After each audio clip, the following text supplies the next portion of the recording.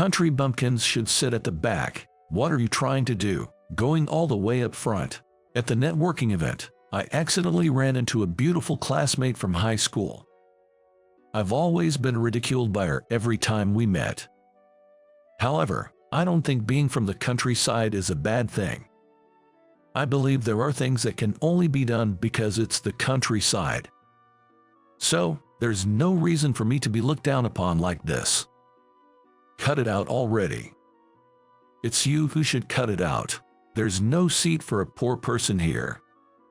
It was then I was about to reveal a certain truth to her. Long time no see, Tom. You're the executive director. Please take a seat at the head of the table. Saying so, a beautiful secretary hurried over. To the bewildered former classmate, she explained that it was my networking event. And it was this incident that would lead to the downfall of the former classmate. I am Tom, a 47-year-old bachelor. Currently, I work at a branch office located in the countryside. The town where the branch is located is far away from downtown New York. Nearby, there's a vast plateau that shows the beauty of the four seasons, and since it's at a slightly higher altitude, the air is fresh. However, even though there's a bus service, it takes about an hour to get to the nearest train station, which is a bit inconvenient. But I have my own car, and traffic jams only happen during the tourist season, so I don't feel too inconvenienced. Good morning. Good morning, Tom. Did something good happen? Actually, I spotted a rainbow earlier. It made me feel quite happy. The colleagues at the branch are all nice people. They are kind and considerate, and we often hang out together on weekends. Sometimes, colleagues' children come over, and we all play together, regardless of age. In that way, I quite like working at the branch. Wow, look, a poor country person is here. Really, the countryside smell is just unbearable. However, a woman named Emily, who was a former classmate that joined a company the same year as me, always ridiculed me for working in the countryside. Tom, you might have had good grades, but you're just not cool, you know. Since high school, Emily has always looked down on me. She's the annoying type who always calls things lame. Everyone kept their distance from her, and frankly, she was disliked among our classmates. That's why I was never harassed or ostracized by her. Emily really bugs you a lot. Yes, really. It's good everyone's on my side. Well, that's because you have a good personality. Still, I was tired of her constant pestering. So, when we went our separate ways for college, I was genuinely relieved. But I was slightly despaired when I found out we were working for the same company. Tom, you're still in the countryside, right? A perpetual country bumpkin with no prospects for advancement. Emily, being based at the headquarters, naturally had no interaction with me, stationed at the branch. Yet, at the annual employee training, she would mock me for still being posted in the countryside. I'm a talented elite, always working at the headquarters. Just the other day, I personally went on a deal and secured a major contract. Yeah, that's great. Furthermore, Emily would boast about her own abilities. I would just sigh and brush it off nonchalantly. Indeed, she was competent at her job, and her grades in high school were not bad either. I've heard she even went to a prestigious university, though I don't know the details. However, it seems no one wants to be around her because of her personality. At the training, people would talk to me, but no one would approach her. I don't really care whether it's a branch office or the headquarters. After all, working at a branch has its own rewarding aspects.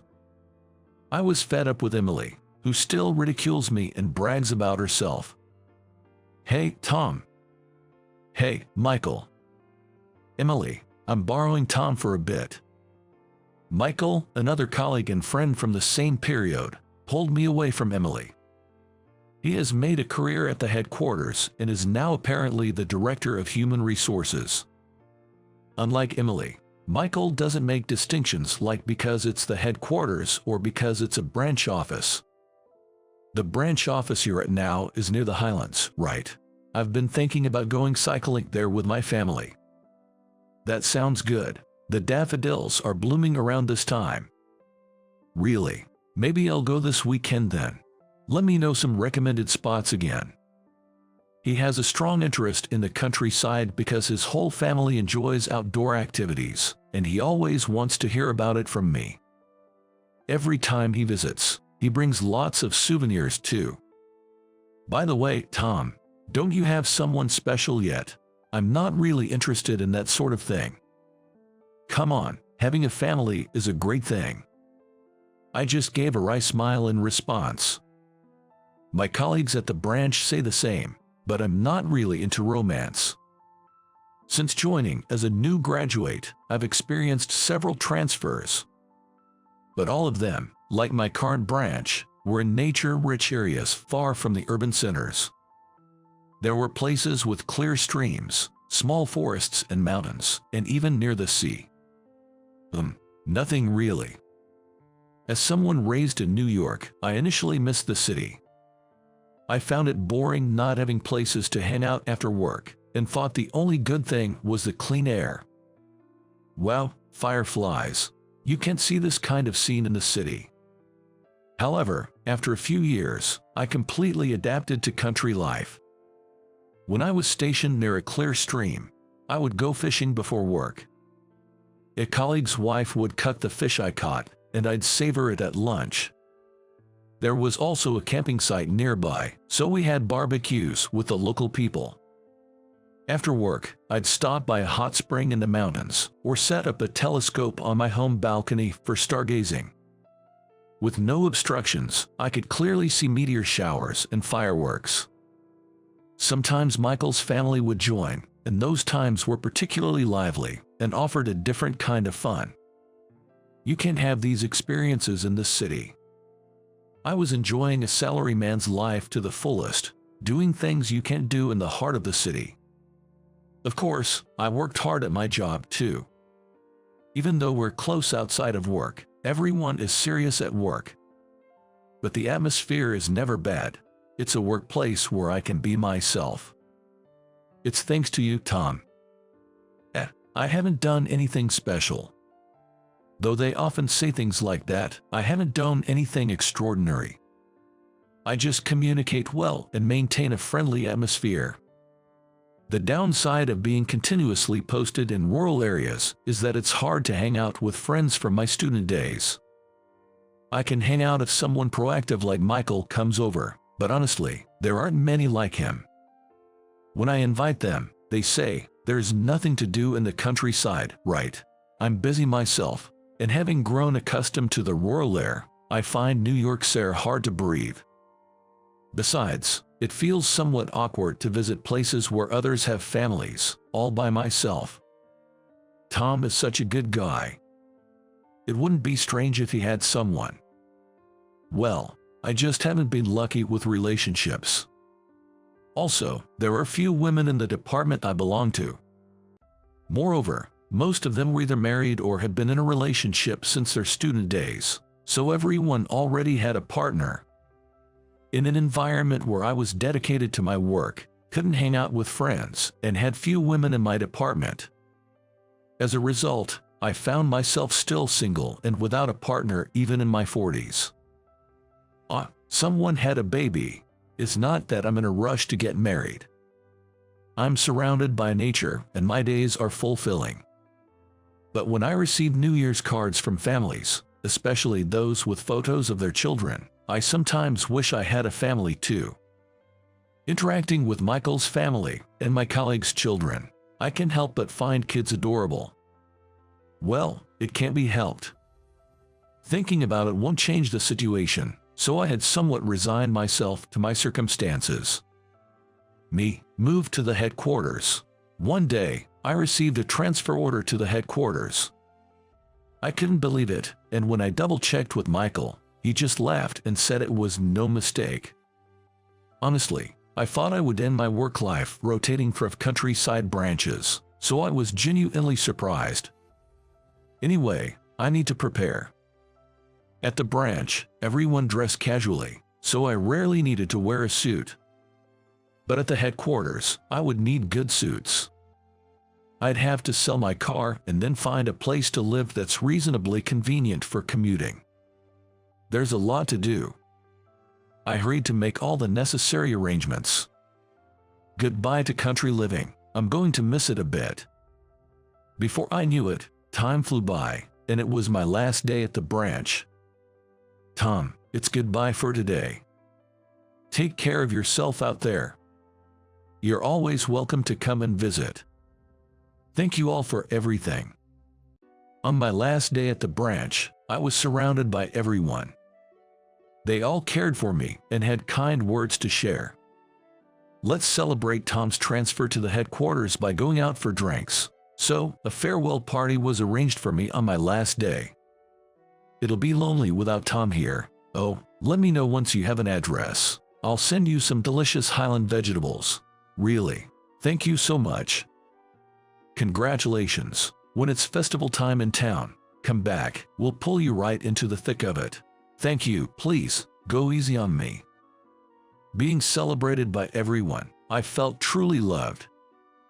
Then, I moved to the apartment I had rented in the city. Tom, I came to visit. Michael, you're quick. As I was unpacking, Michael came to visit right away. He helped me with the unpacking and then took me out for drinks. Finally made it to New York. Tom. Honestly, I thought I'd end up in the countryside. He would never have allowed that. Anyway, I have something I want to discuss with you. Welcomed by Michael, I found myself giving advice. Or rather, it felt more like I was listening to his complaints. The content of what I heard left me astonished. The next day, I commuted to the headquarters by train for the first time in 20 years. Unlike the empty trains in the countryside, it was hard enough just to stand in the packed train, let alone find a seat. It's frightening how one can get used to things, considering this was normal for me 20 years ago. Yet, I find this feeling nostalgic. And I'm also happy to have made it back here like this.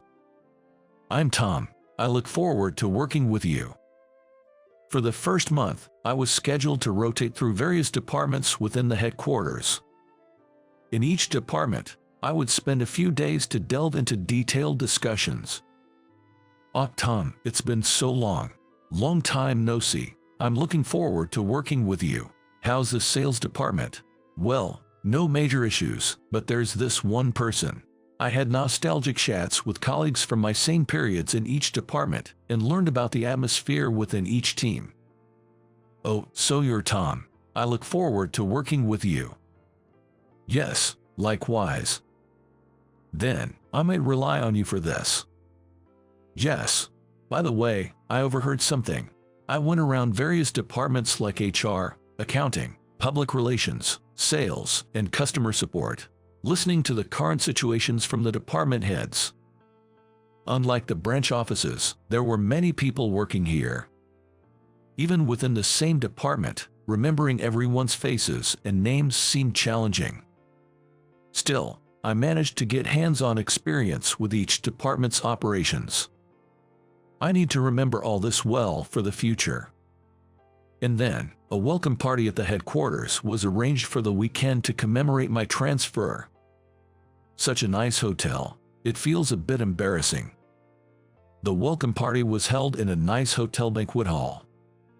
I arrived at the hotel wearing a new, reasonably expensive suit I had bought specifically for this occasion. Oh no. Oh, look, it's the eternal country bumpkin.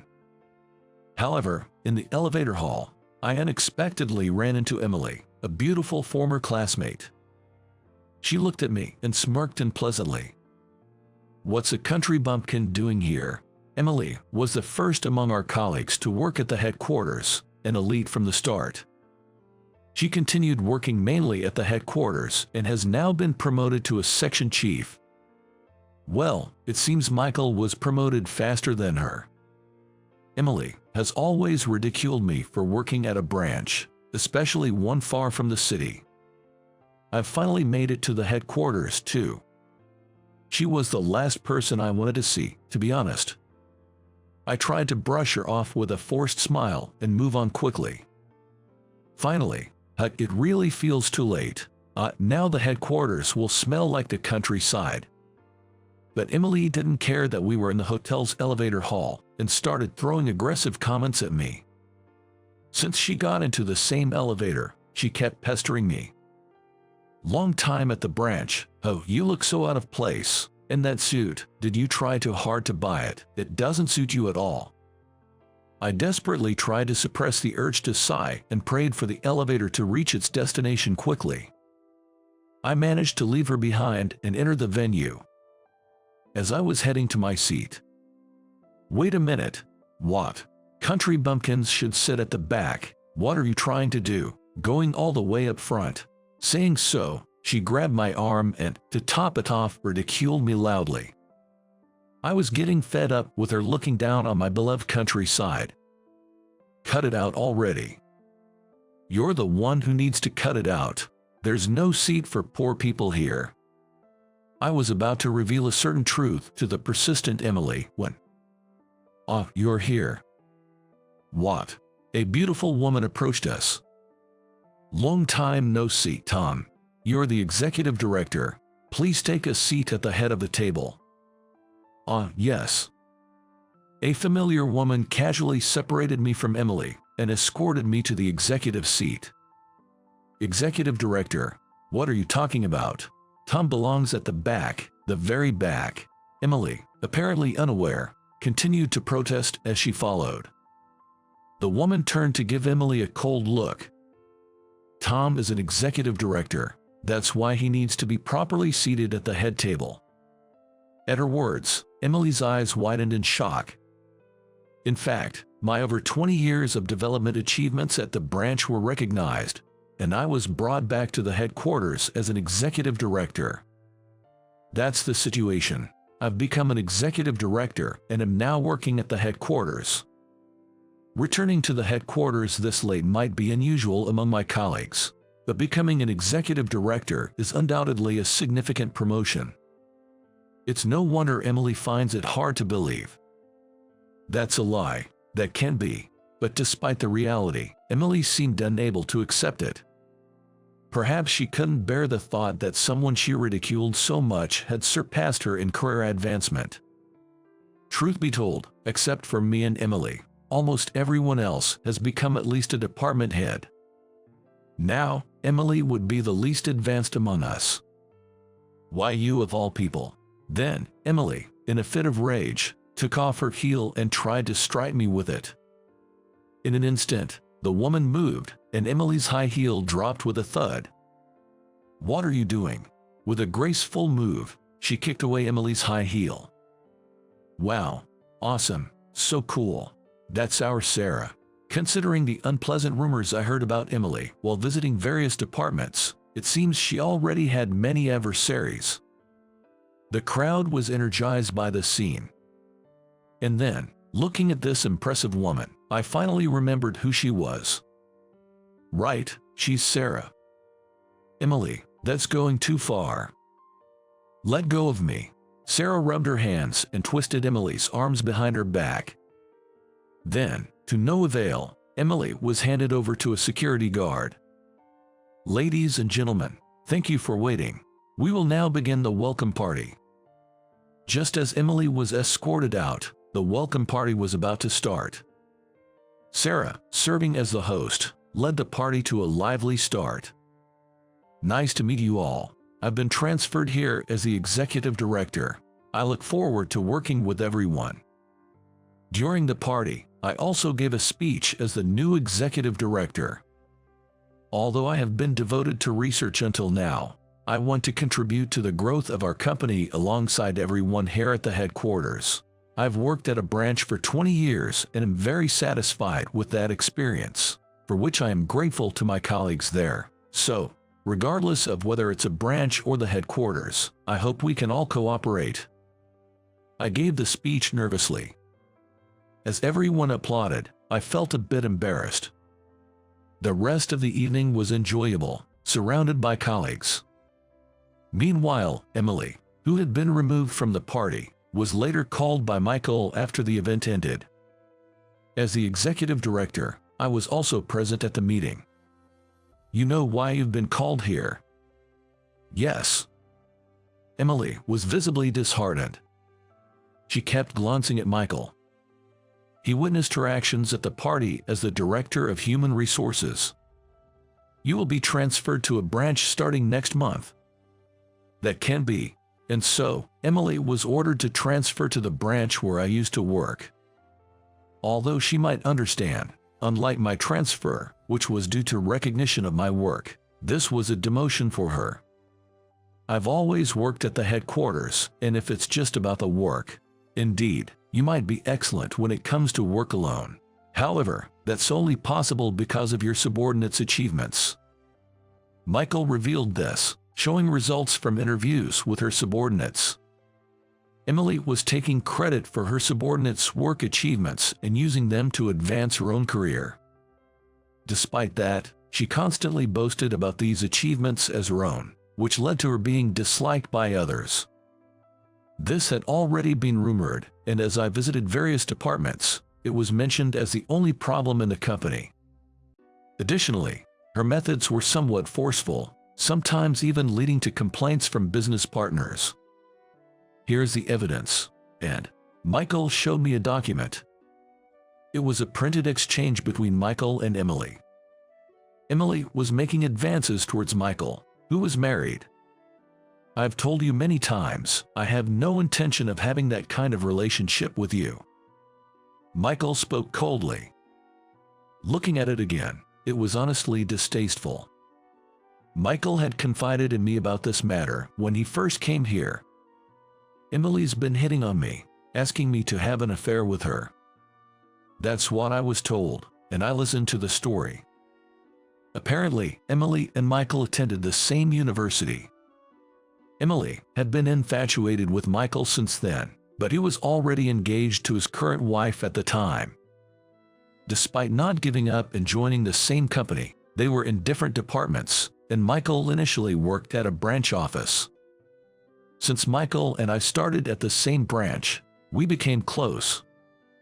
Emily was jealous that she couldn't get close to Michael. That's why she started pestering me. Later, when Michael moved to the headquarters, they reunited. But by then, Michael was already married with children, so he rejected all her advances. Yet, he would visit me. So, her harassment towards me was out of jealousy and spite.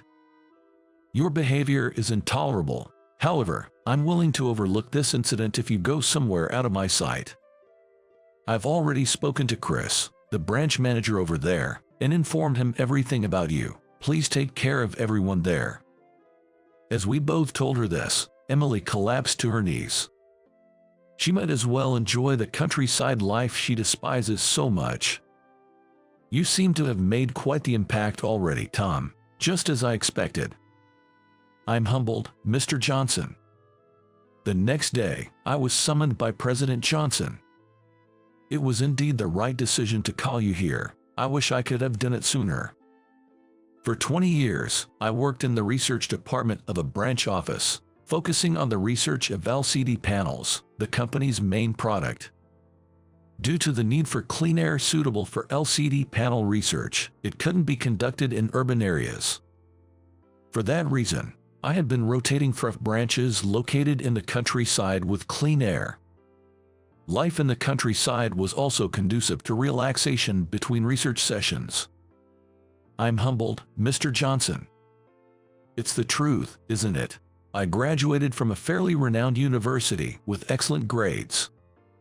My graduation thesis on LCD panels was well received, and after reading it, President Johnson saw potential in me and recruited me to the company. I'm very satisfied with your contributions since joining us. I've always thought about when to bring you back to the headquarters as an executive. Thank you.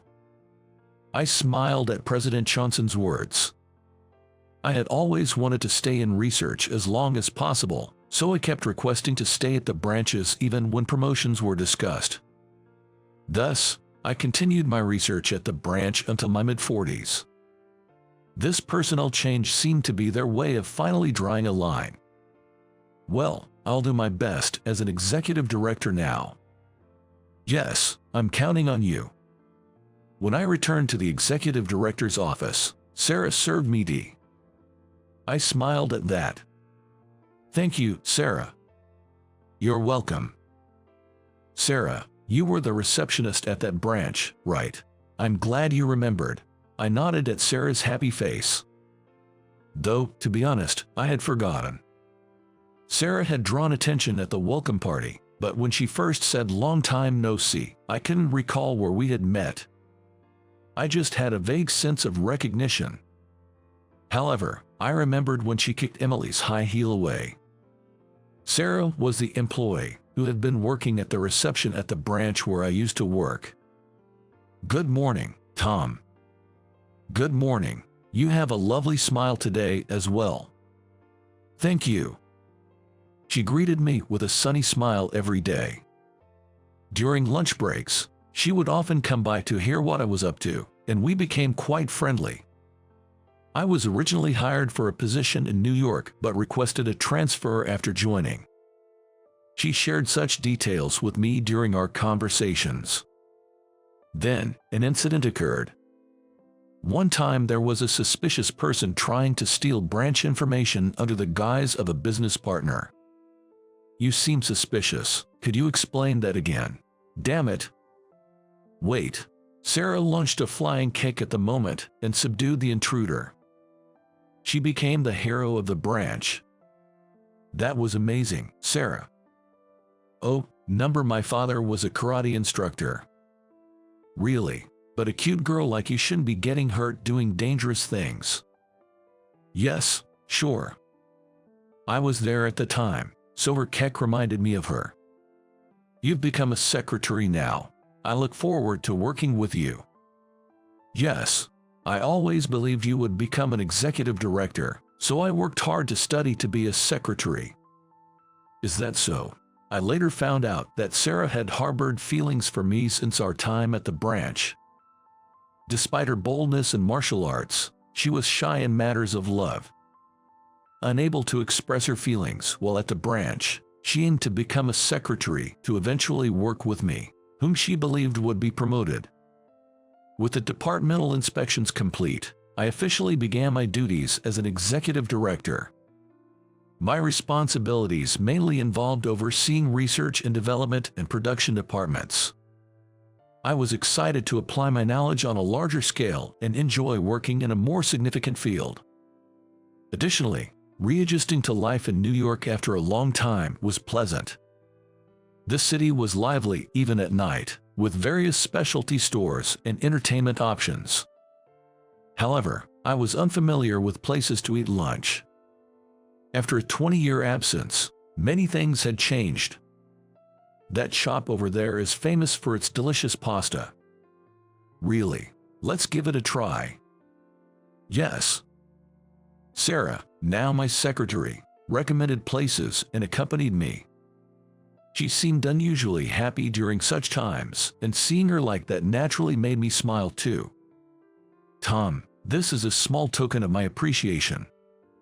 You didn't have to. You've listened to quite a bit, haven't you? And because you were there, the demotion went smoothly. Though I hadn't done much, Michael brought me a token of appreciation. He's really earnest. How about we go out as thanks? That's a kind offer, but now that the troublemaker is gone, I'm thinking of spending some time with my family. I see. Can be helped then. Yes. Instead, make sure to prioritize Sarah. I was puzzled when Michael mentioned Sarah and ended up tilting my head in confusion.